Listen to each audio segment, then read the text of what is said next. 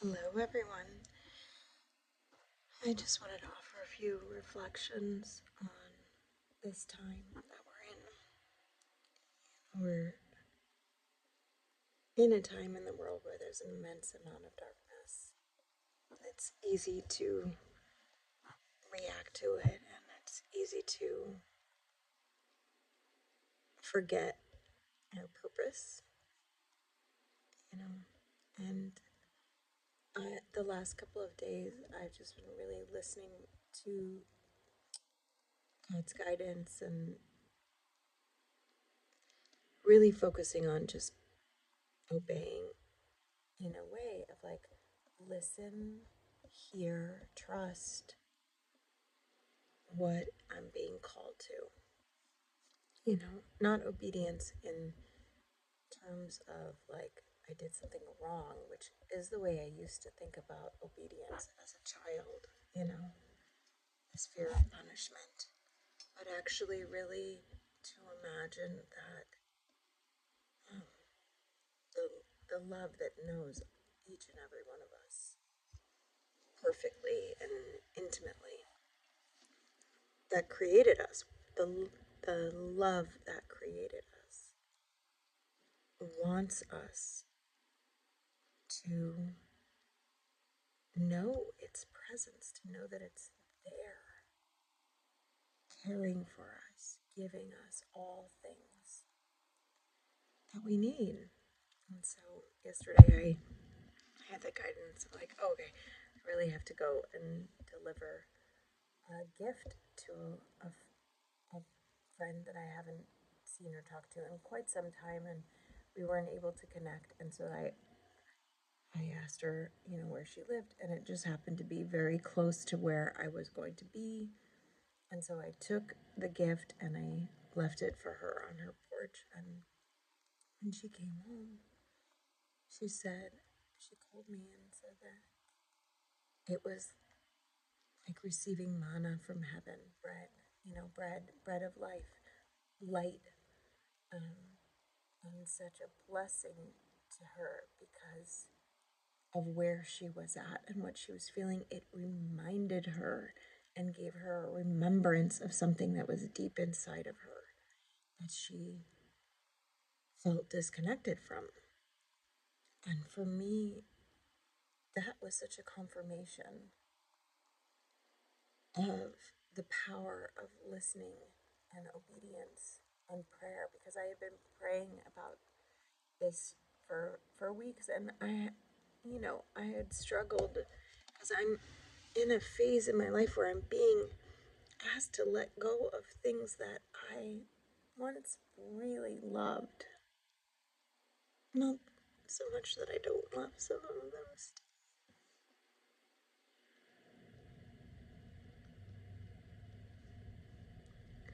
But sometimes when we're asked to let go of what we truly love, or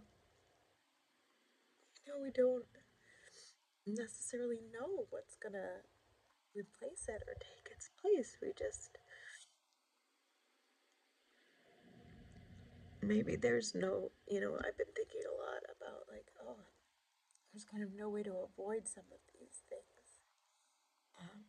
We just, we have to let go because the pain of holding on, when we're being asked to let go, the resistance to that is far greater than what it is to just simply cooperate with the request, And it's really it's really such a time right now in humanity where all the fear, all the hatred, all the darkness, all the hurt inside of us, all the ways hurt people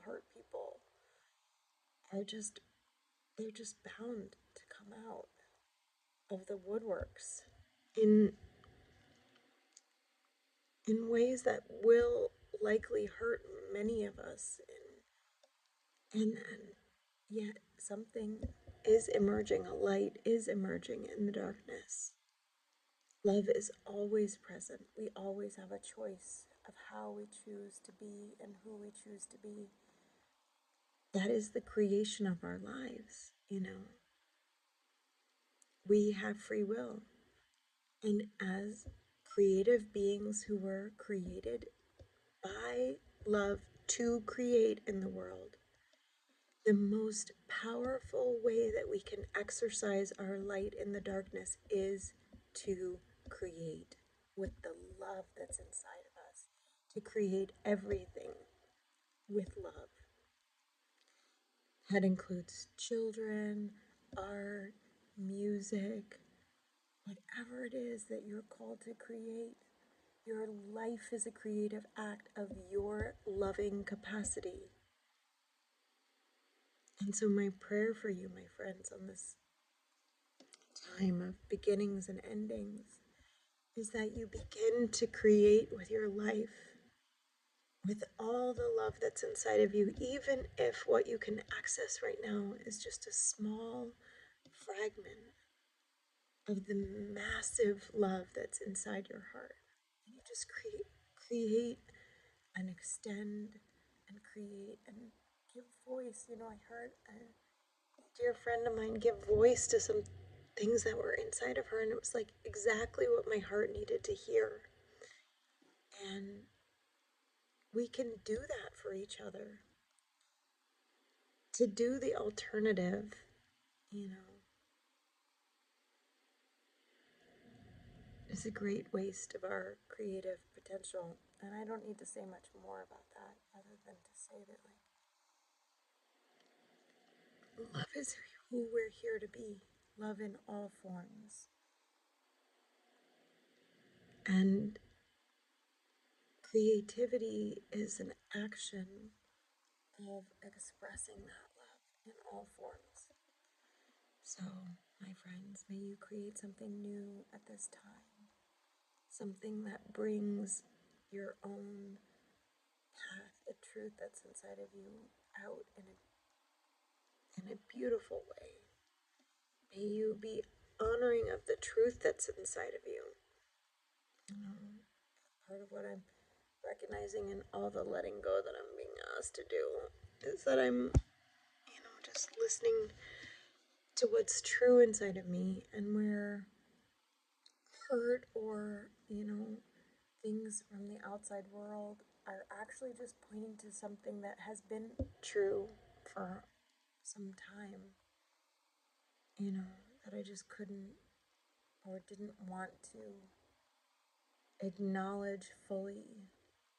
And then there comes a time when you just have to, There's a phrase that I love that's like, you can't be a little bit pregnant. Like, you either are or you're not. But when it comes to our own inner truth,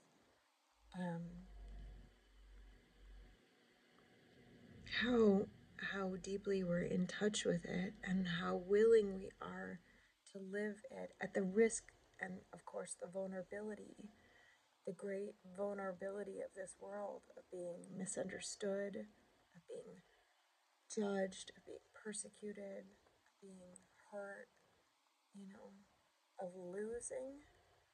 God, the great vulnerability of love is this erroneous belief that it will be lost. And the truth of love is that it can never be lost. It can only be found. But it, but we,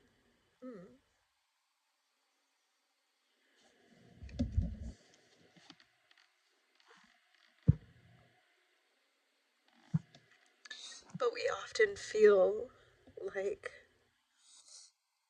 love makes us vulnerable, when the opposite is true. Not loving. Not loving is what makes us vulnerable. Hurting others, closing our heart, hating, resenting. That's what makes us vulnerable.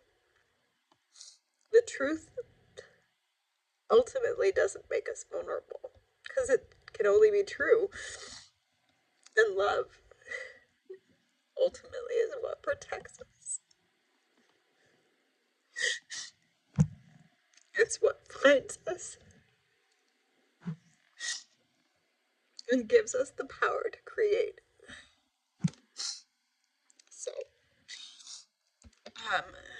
May we find the love inside. May we share it in this time. May we give it freely to one another because we know that it cannot be lost, it can only be found. And may you feel the presence